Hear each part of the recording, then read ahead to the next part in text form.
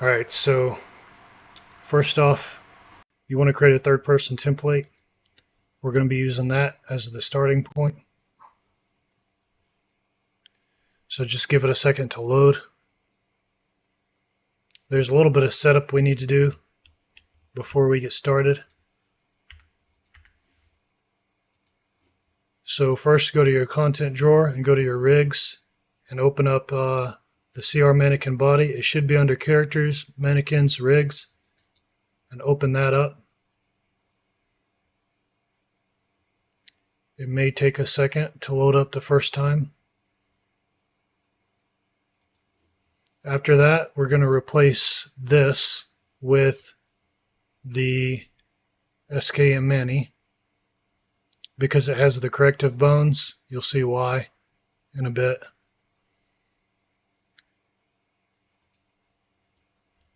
So this skeleton is probably going to be a bit more expensive to run than the regular one. So use it at your own discretion, but the regular one does not have the weapon R bone. You can add a weapon R bone using the new mesh tools, but maybe I'll go into that in another video. But for this case, we need the weapon R bone. So type in weapon.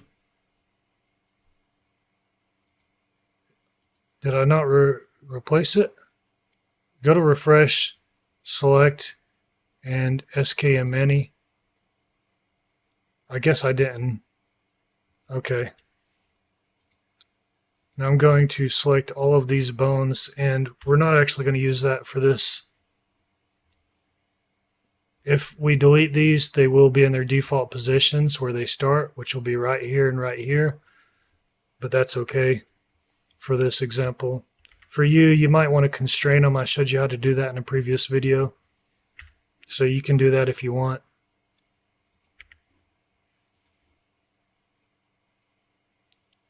The important thing is that we have the weapon R bone right here. So right click on it and go to new and new control.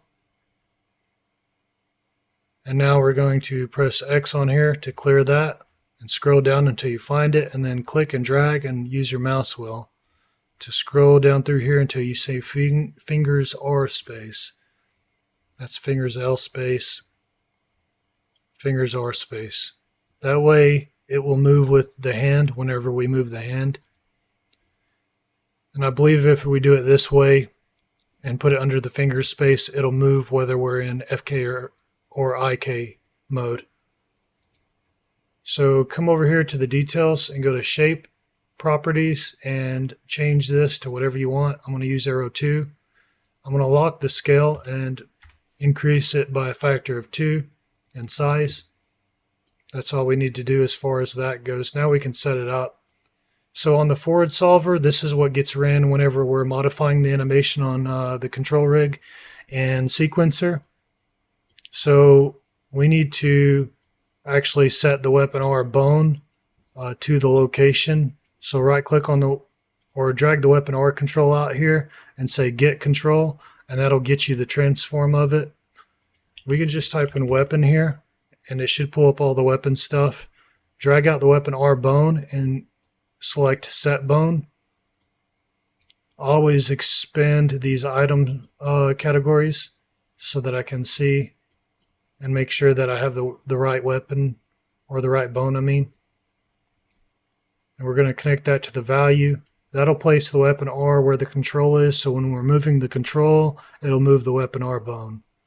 So just right click and drag until you get up here to the backward solver. Now this is when we're baking the animation to the control rig on sequencer, and for this we need to do the opposite.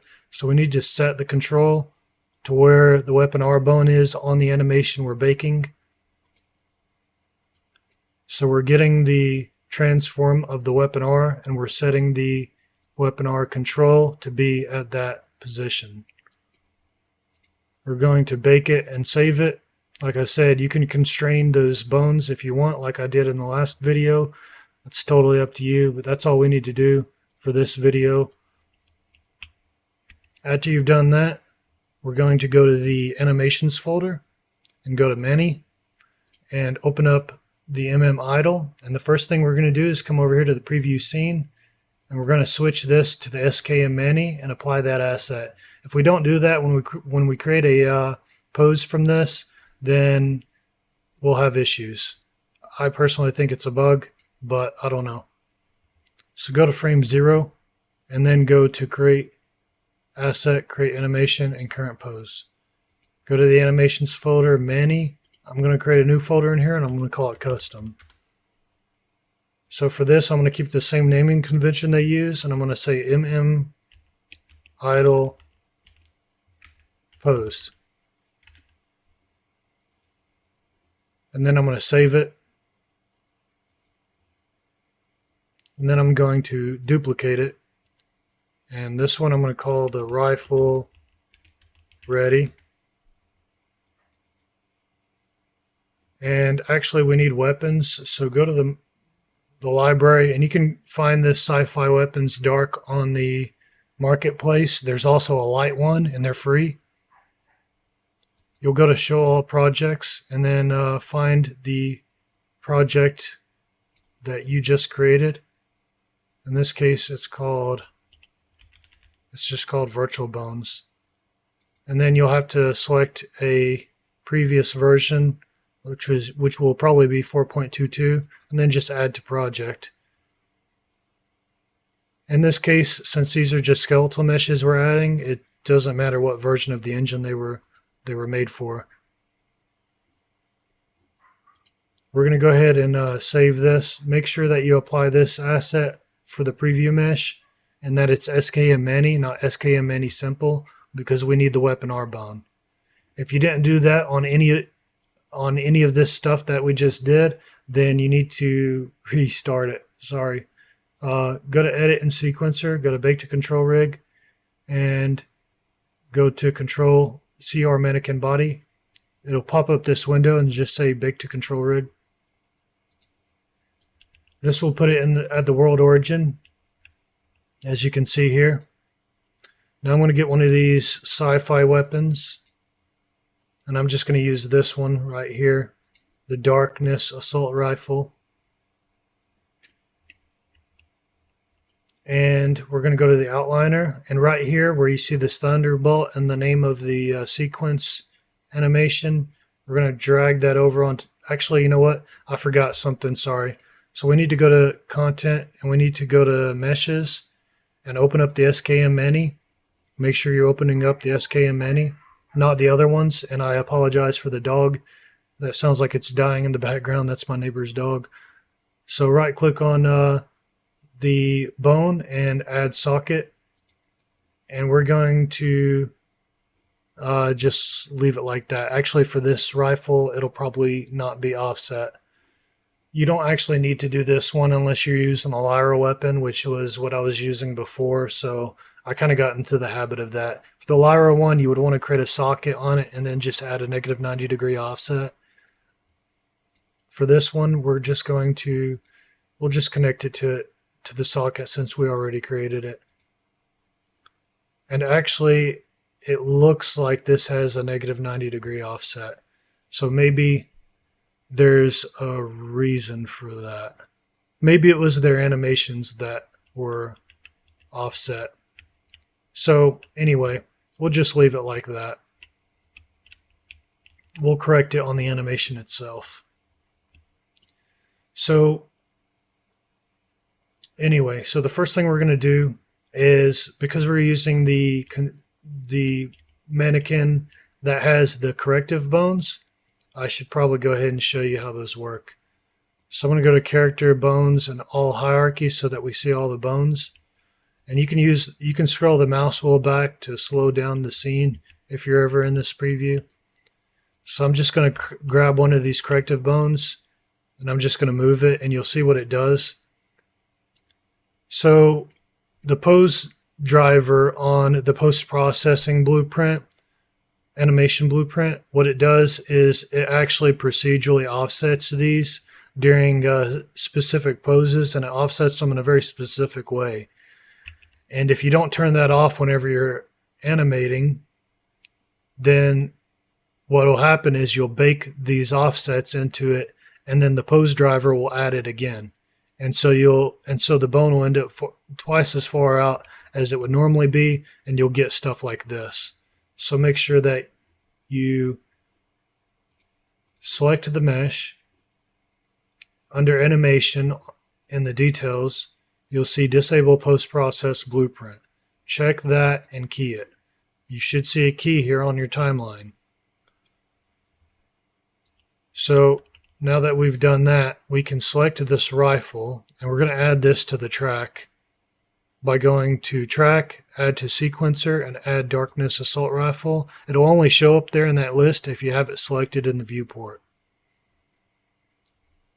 After you've done that, then you can right-click on it and convert to spawnable. And it's actually going to place it back down here, so that's okay. Over here on the plus right here, just select this plus next to it and go to Attach and just select the animation. And then it'll ask you, and you can just select the weapon R socket. And that'll place it back how it was. And now if we save this and I close it and I go back to that animation, I can go to Edit and Sequencer and Open Level Sequence, and you'll see that's what it does to the IK bones if you don't constrain them, and they'll stay there. But now when you open it back up, the weapon is still there. So you can select the CR mannequin body and it should show these controls again. If it doesn't, that's a bug. You'll have to restart the engine. But now that we've gotten all that out of the way and we've keyed that disable post-processing blueprint, we can start posing this. So the first thing you're going to do is expand the CR mannequin body and go to global control. And then what you're going to do is always delete all these little white keys right here on every frame except the first one. And then I switch on the IK mode for the hands. You can press these little plus sign buttons here to key those, or you can just select this button with the key on it, and that will automatically key every change that you make. So before we actually start making changes to anything, we're going to right click on this, go to Add Section Additive. And the reason why we're doing that is because if we don't, then we'll have to do this on every keyed frame on the animation. So normally what I do actually is I don't use additives when I'm just doing single poses like this, but it's actually a bad habit that I need to get out of. What I was doing is I was just deleting this last keyed frame and then I was just modifying this first frame. And so if you do your changes on an additive layer, then it'll propagate across all these keyed frames. It makes things a lot easier.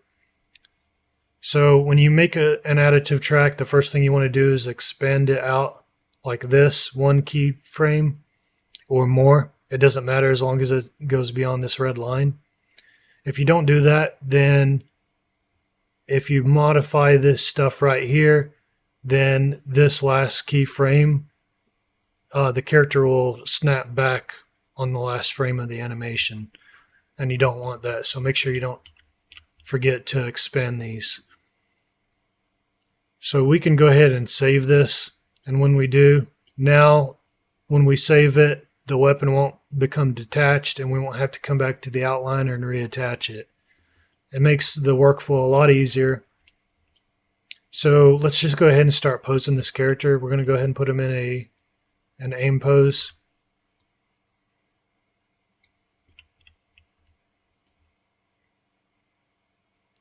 Let's go ahead and position this somewhat relative to how we want it to be in the hand. For this example, I'm not going to nitpick over this. Make sure you come over here to the snapper tool, set that to 1, and I always set my angle snapping to 5. I'm going to move over into local space so that we're moving it relative to the control and not the world. If it's showing the globe, that means you're moving it in world coordinates. It's a lot easier to position this stuff from this space, and I'll just put it in a relative position to where I think it should be. That should probably be up like that.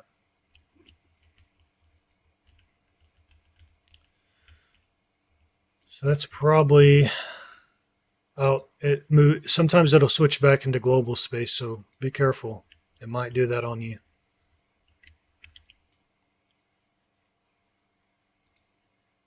And you'll notice that I was rotating the actual weapon control. And now I'm just going to move this into a relative position here. I'm not going to try to get it perfect because I'm probably going to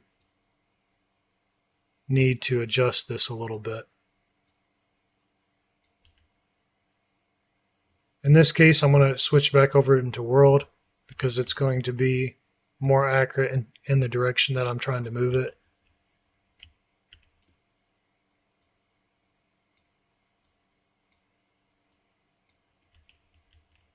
And so now we can come over here into our, let's do front. You can press F to focus back on the character after you move into these. But you have to have a control or the character or something selected or it won't. I'm going to switch over into global here. And I'm going to turn snapping off for a second while I orient this. And then I'm going to go into the right viewport. You might see some stuff in your way, just move it out of your way. In fact, this stuff up here, you should probably just shift click all of it and just move it over because you're going to be looking from this from above as well.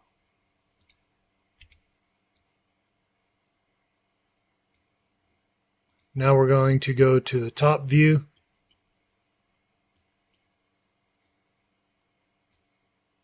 And that's pretty much it. Now we can come back into perspective mode and adjust this offset if we need to. Make sure you're in global when you're doing this part. But I think that's good right there. So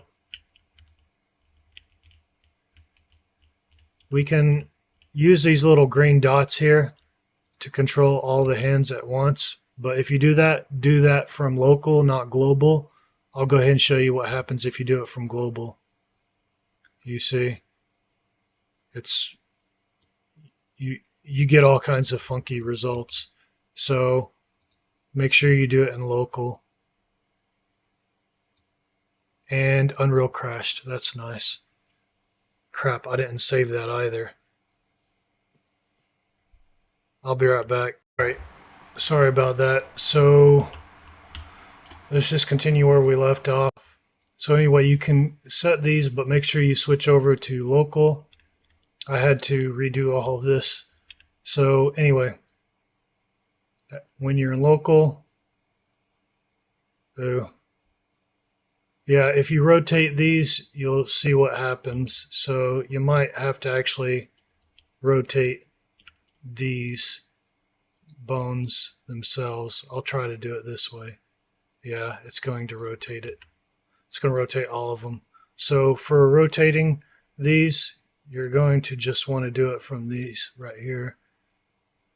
And I'm going to rotate it like that. And now I'm going to select these, and I'm just going to rotate those in.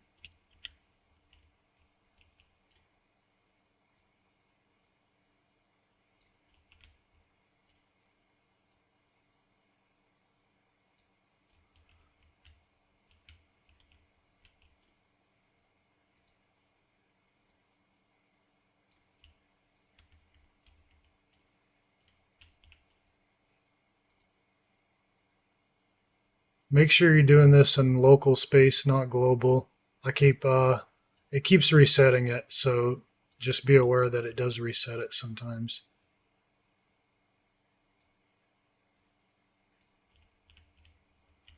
So I'm not going to try to make this perfect. Sometimes the thumb one goes inside of the hand, so just be aware of that. And then we'll save this as a pose.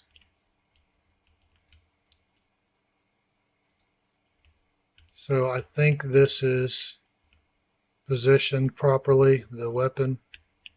You can adjust this weapon R bone a little bit if you want.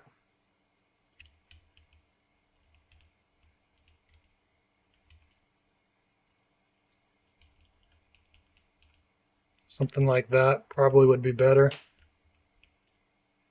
And then you could even curl this one inward so it looks like his finger is on the trigger. Special care sometimes needs to be taken whenever creating additives that manipulate the fingers, because they can have some fairly bad side effects at times. I will later show you guys how to overcome that. So anyway, we've positioned all of this. So I'm going to show you guys how to save these as poses so you can automatically put other animations into these poses. So for the weapon R bone, I'm going to do this one separately. I'm going to create a pose. I'm going to call this weapon R ready, just so it's clear that this is the one when we're just aiming the rifle or holding it in a ready pose.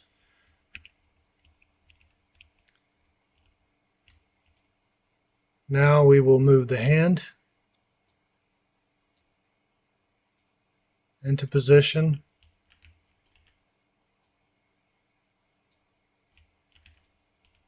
You can also do this with the hands, but you have to make sure that you select all the bones that you made changes to. Or you can just select all of the bones on the hand and make one out of that. Sometimes it might make more sense to do this in global space. In this case, it does. So I'm going to be switching back and forth. For rotating the wrist, I'll show you this problem right here is caused by the lack of corrective bones, basically. So on normal rigs, whenever you bend the hands in ways like this, you'll get these problems with the wrist bending. So the post-processing volume will correct things like this by using pose drivers to procedurally offset those corrective bones so that it prevents that collapsing on your character. But your character has to have corrective bones or you can't make use of that feature. So I'll show you guys that here in a second. Let me just position this hand a little bit better. So yeah, I'm not going to go crazy with that.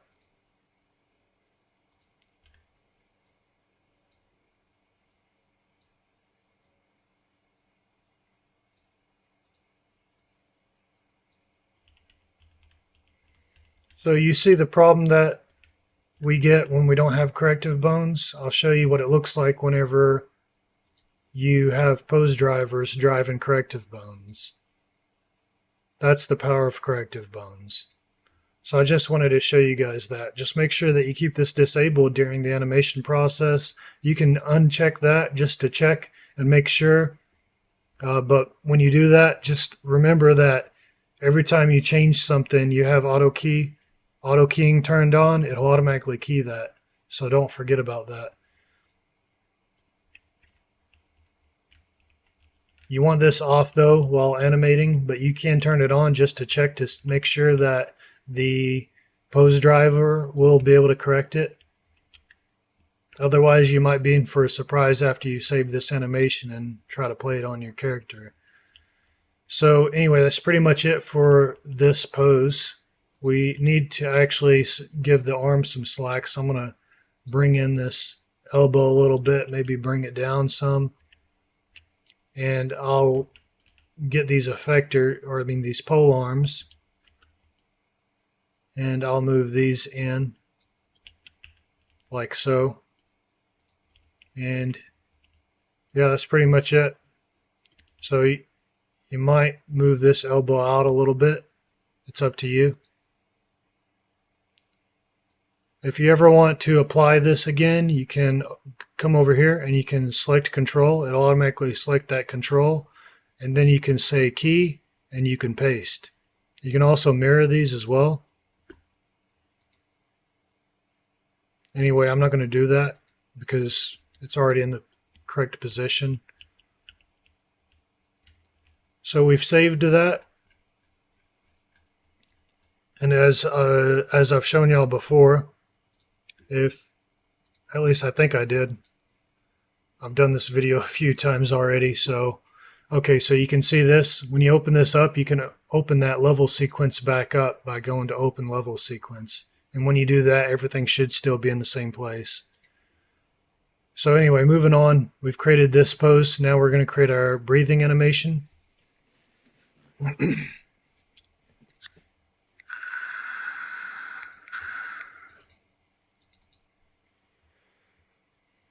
We're going to duplicate this idle pose. And we're going to call this one breathing.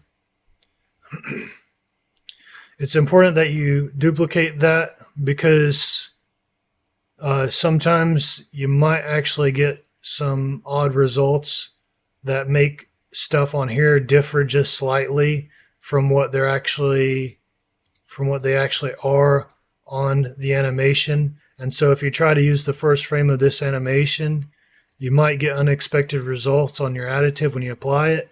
And that's why I am saving this idle pose and just duplicating it. So make sure you apply this asset before you modify it.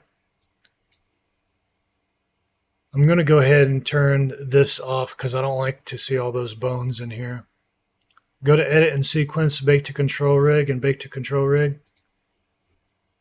These sequences are saved in these folders that you see here. So if it's ever the case, okay, so there's a bug in here where you can't move it's like your viewport gets stuck. So you can just come out of animation mode and go back into it, and that should fix it. It's actually a good thing that happened during this because it gives me a chance to show you guys how to fix it. So we're going to do the same thing on this one. We're going to go to Details, Disable Post-Processing, and key this. If you don't do that, remember it'll double the offsets on those corrective bones. And things will look odd. In fact, there's still a few animations in my project that I released where this is still the case, and I need to go back and fix those.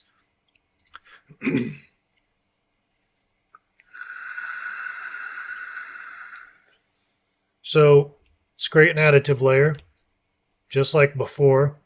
Actually, don't create the additive layer yet. Delete that. Collapse this.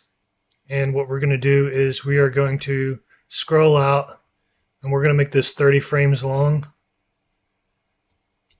This one will be a little bit more involved because we're going to make an actual animation. And then you can just move this all the way down to the end, and it should automatically move that second keyframe along with it because you're stretching this timeline. Now right click on it and go to additive and just, remember, if you don't do this from the first frame, it'll create it from the frame that you're currently on. You can drag it out though in any direction, and remember to extend this one frame on the additive track. Sorry. Again, we need to, actually in this one we don't need to have the weapon in the character's hand, and we don't need to offset the weapon R bone, so we'll just keep the weapon R bone where it is. We could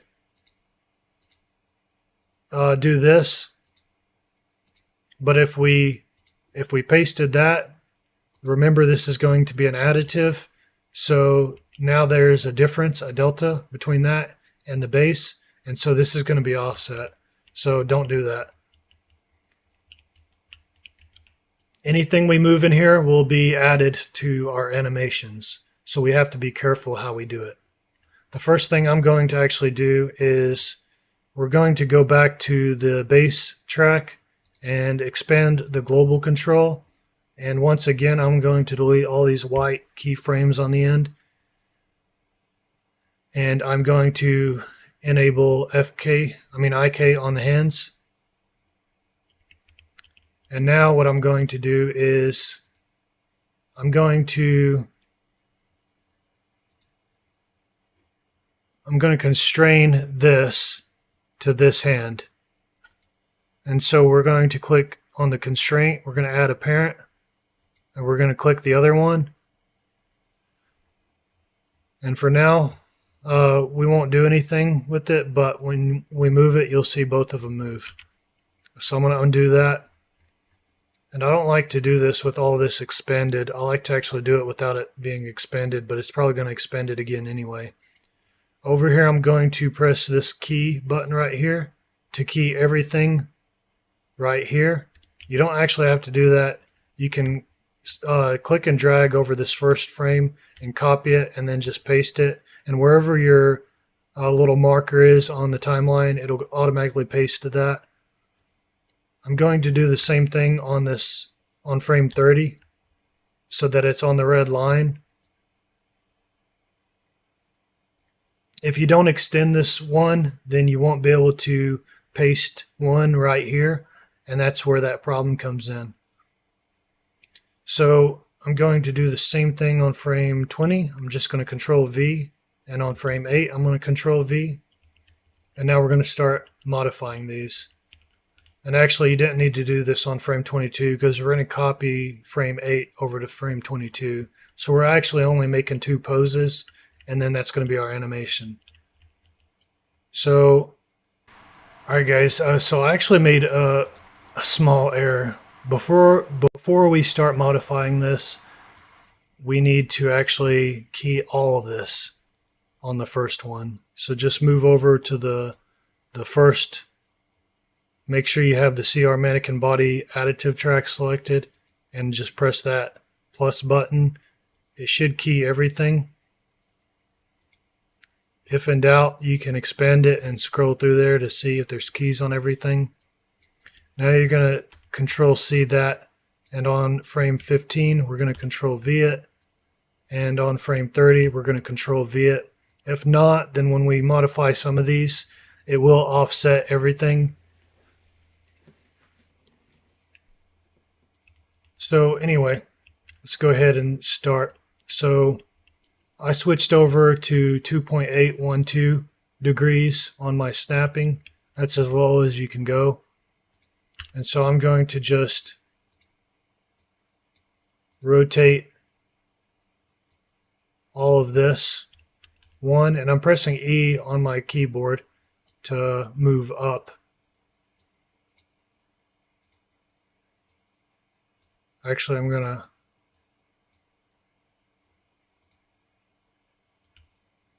want to keep the head looking forward. I might move it up one. I'm going to shift select these and make sure you're in local space. And I'm going to move it back so that they move forward about 5.62. And now with this right hand constrained to this left hand control, I'm going to move it forward 2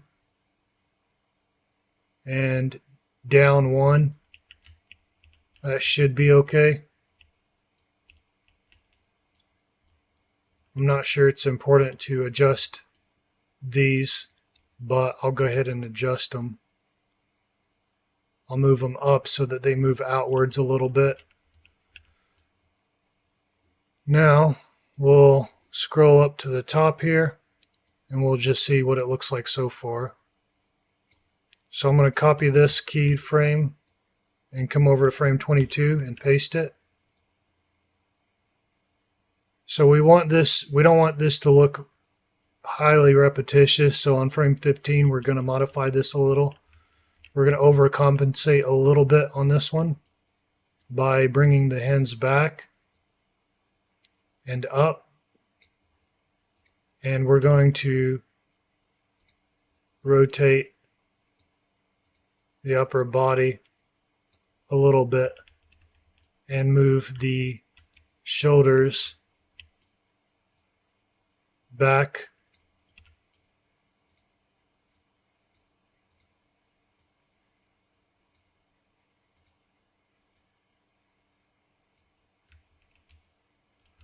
and the head up a little bit.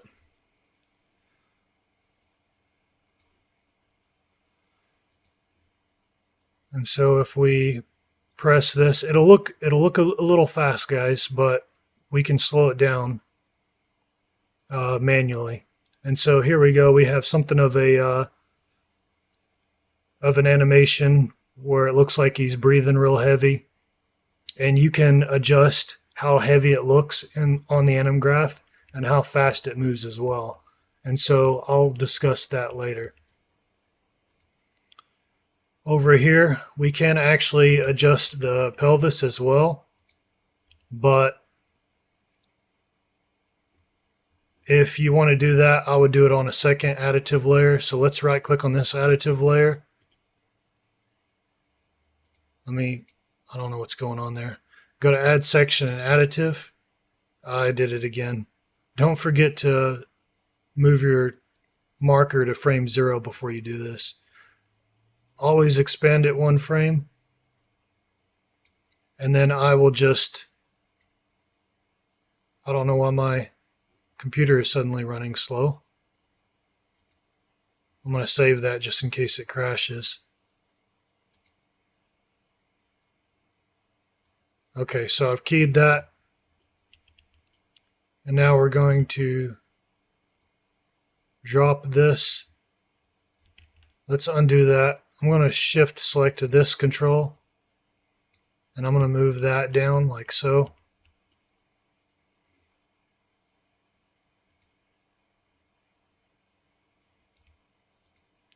You might have to key these as well. So just make sure you're actually keying that just in case. Because, I mean, you can bake this. Just understand that you might have to actually key that. So once we've done that, let's come over here to this one. And I'll just move it up a little bit. And I'll key it. And then I'll copy this over to frame 22. And you can move the pelvis back or forward too a little bit if you think that's appropriate. But now it looks a little bit better. So save that, and we can come back and modify this. And because this is on a separate track, if we decide we don't like that pelvis motion, then we can always just disable that, or we can just delete it. So save it and go ahead and exit out. And now time for the setup, guys. So that was a little long-winded. I apologize for that, but I felt it was important for me to include this in the video.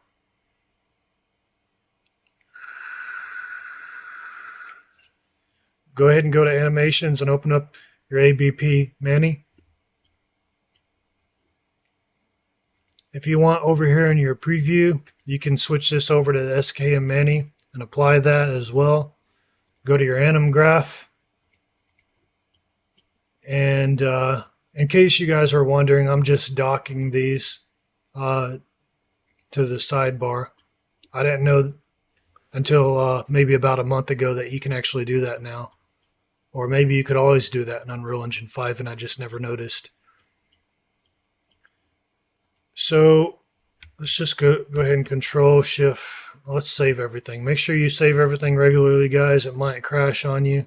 I can't promise you that it won't. We actually need to set these up as additives. So let's go ahead and go in here. We'll set these up. And I'm just going to set up the breathing and local space.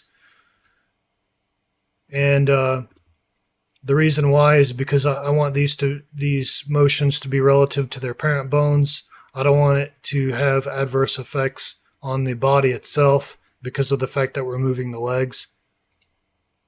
So we want to use this idle pose that we made as the base, since you know that at least for this one, at least for this pose, you know for a fact that these poses will match this in every way except for the modifications that we made.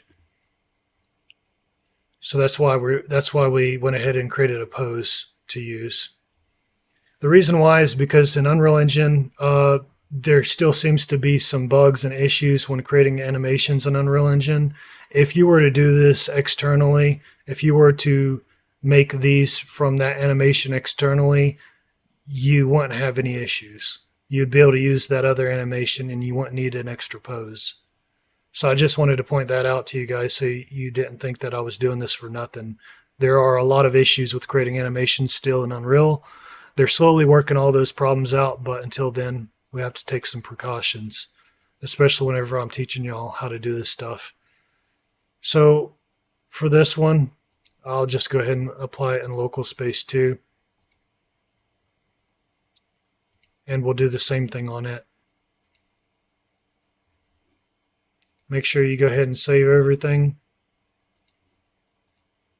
And then we will, actually, let's open these up and let's set all of this to step.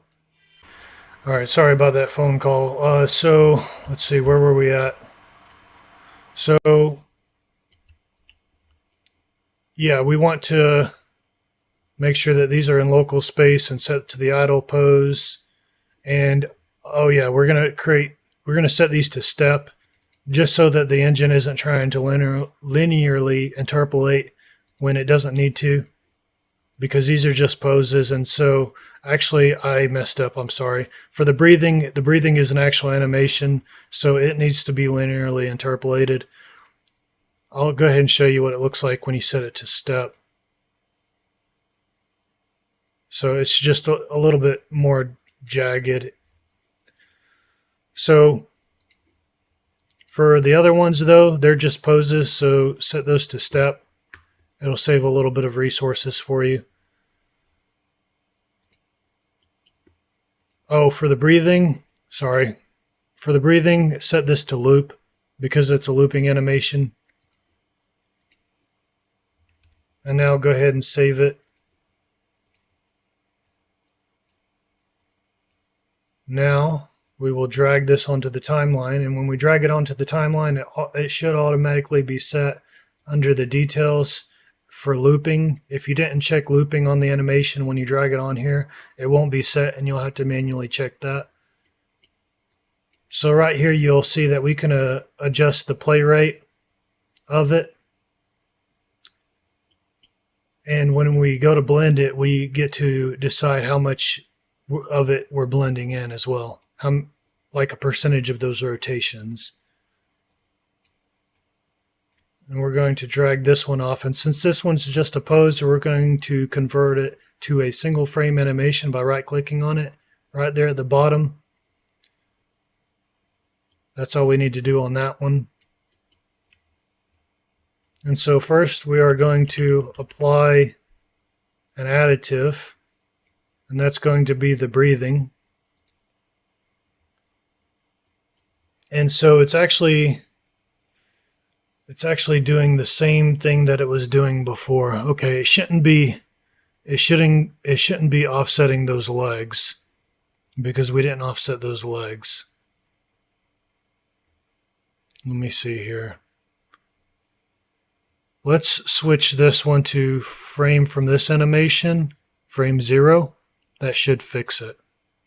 Yeah, I forgot about that. Sorry about that, guys. For the breathing, you have to set it up from the first frame of this animation. And so the first frame of this animation will be what the rotations are taken from, the rotational differences. If you don't do that, it'll screw up your legs. Now we are going to apply the second one, which will be the rifle ready. And it looks like this one is doing the same thing. See, this is the bug I was telling you about. I'm pretty sure this is some kind of a bug. Let's see.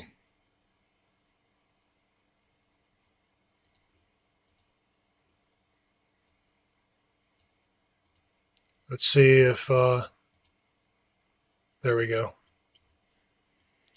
I'm not sure what's causing that, guys. It doesn't always do that. Sometimes it does do that. So something else must be causing some issues with this. or I am overlooking something. So I will get back to you guys as soon as I find out exactly what's causing that. If you guys are still having that problem after setting it up like I just did, where I set the rifle one to be up on the idle, the first frame of the idle, then just let me know. It could be that I'm simply overlooking something. So anyway, you'll notice though that the left hand is moving all around. And so it's not that obvious right now. So we'll go ahead and set up the rifle on our skeleton. I'm going to switch this over to the SKM Mini and apply it. And we're going to add that. What weapon was that? Let's see, the darkness assault rifle. So type in darkness if that's the one you used, or lightness, whichever one, and just apply that.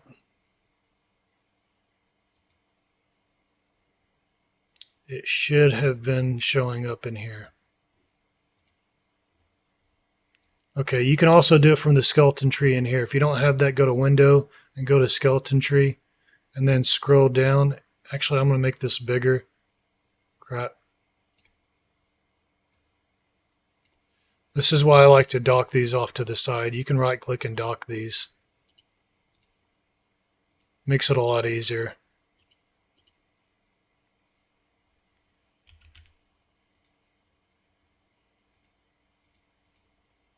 And you'll see he's holding the weapon, but his hand is coming off of it.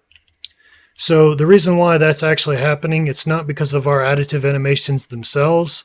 In this case, it's the reverse. So on the locomotion animation, we're playing an idle animation.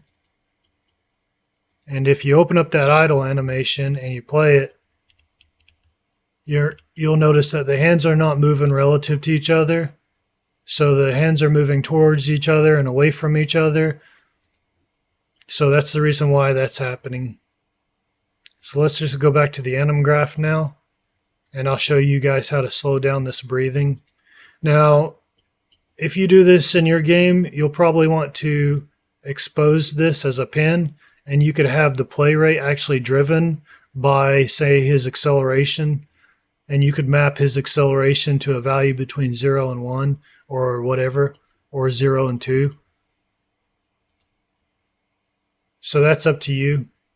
I just wanted to show you that. I'm going to set it to maybe 0.5, and you'll see it's a little bit slower. We can try 2.5. Oh wait, you're not going to see the effects of it until you compile it, sorry. So now you'll see it's significantly slower. And we can also say we only want to apply 25% of those rotations. And you'll see the hand isn't moving around as much, but we can't actually correct to that with virtual bones or IK solvers. And so what we're actually going to do is, in this scenario, we're going to move this over here, and we're going to do a layered blend per bone. And we're going to get this and apply this on the arms or the hands. You can do the hands as well.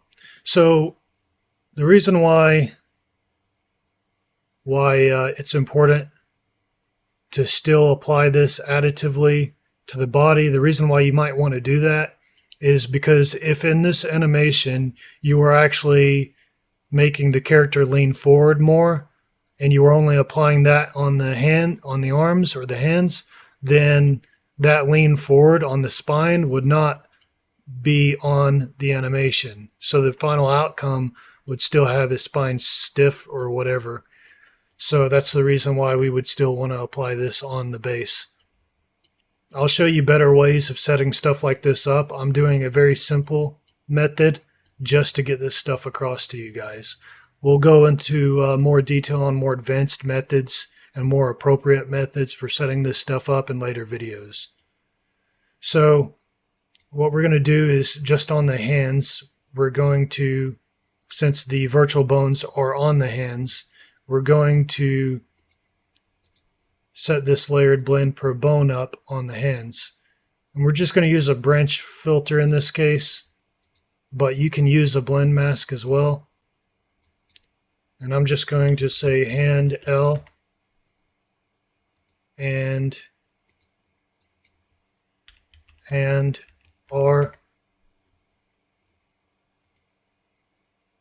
And I messed up because I forgot that this is an additive and we're not applying it additively. So we need an extra version because I'll show you all how to do this without creating a second version later, but we haven't covered dynamic additives yet, and I don't want to teach you all this stuff out of order. So just duplicate this animation for now, and I'll call this no add as a non-additive, and I'll just make this not an additive animation.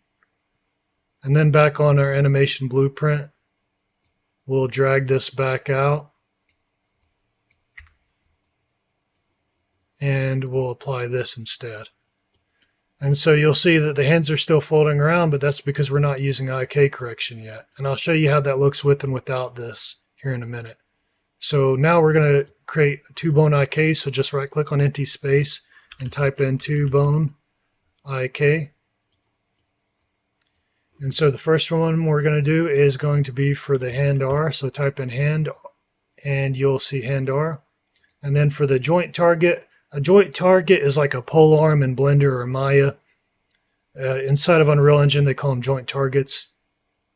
I believe there's also another name for an effector. They call them effectors in Unreal, but they might call them something else in Blender or Maya. So this one, we want it to be in parent bone space, and this is also going to go to the hand R.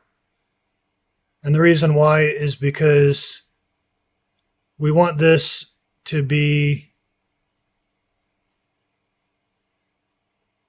positioned towards the elbow, but we want it to be affected by the hand. And that's the reason why we're doing that. I'm going to unexpose that one.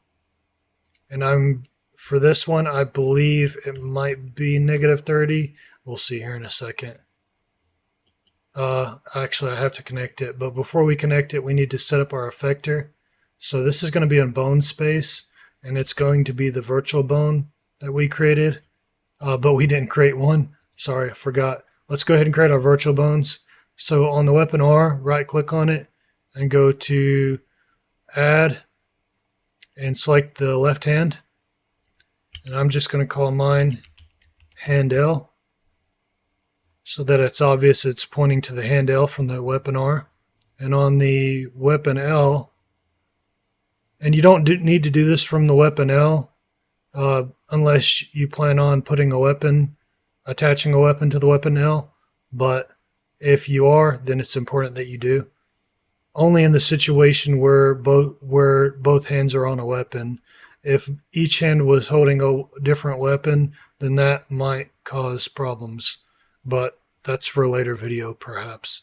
So in this case, we're going to type in hand R, and we're going to rename this to hand R. And so now we have our virtual bones pointing to the opposite hands. And so now we can set that as our effector target, and this should be the virtual bone hand R, which is on the weapon L bone on the left hand. And we want to take the rotation from the effector. And what that means is that we're going to rotate the hand based off of how the virtual bone is rotated. I don't normally allow stretching, but you can do that if you want. If you need to stretch your bone on a human and he's not Stretch Armstrong, then you probably shouldn't have stretching enabled. And if it is required, then you're doing something wrong. So anyway, sometimes it might be intentional that you want your characters to stretch, but for most humanoid cases, you're probably not going to.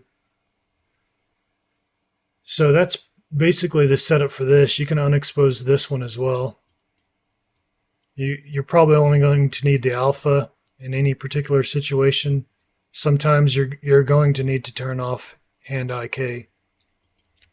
So I'm just going to duplicate this one.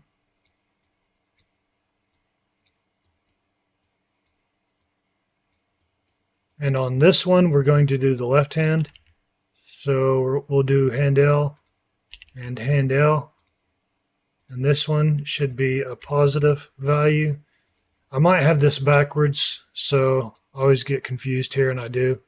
So the left hand needs to be negative, and the right hand needs to be positive.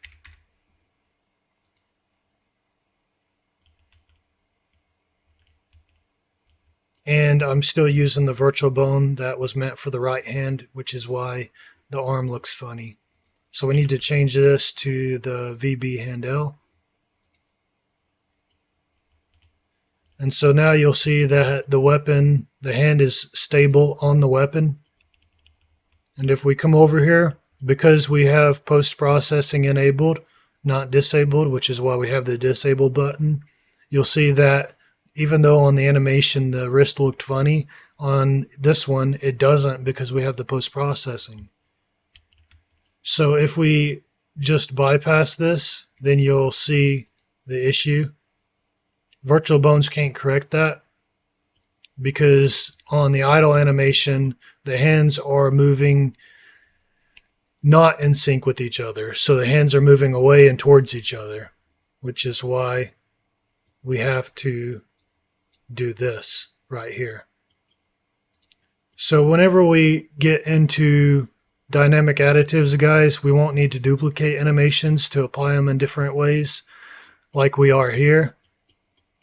So that will be in not next video, but the video after that. In the next video, I'm going to cover sockets and explain to you why you're probably not going to want to use them. Even though it's a good solution for scalability, it's just not something I recommend using. Hopefully they'll come out with a way to fix the problem with sockets. But anyway, I will see you guys in the next video. Actually, let me just go ahead and show you proof to that. Oh, I skipped part. Sorry, guys, I almost forgot about this. So go to the third person folder, go to blueprints, open this up. You can use the female, but I'm not going to. I'm going to switch this over to the SKM Mini. And we need to add a skeletal mesh right here under the mesh. And we're going to attach that skeletal mesh to the weapon R socket. And we're going to get our weapon and we're going to press the back button with that selected in the content browser, and it should place it in here. And so you'll see he's holding the weapon and his hand isn't coming off of it. And so you'll see we actually have issues related to running, so I'm actually glad that I didn't continue forward with this. But you'll see how it works right here. It works fine in idle. Let's actually try to fix that before I end this video. So you could just disable that during running, or you could make another pose, which would be more appropriate, where he's jogging with the weapon swinging side to side. But let's see. In this case, what we're going to do is, instead of doing this from the hand L and the hand R, we're just going to do this. We're going to do it from the clavicle L and clavicle R. I'm just going to copy that.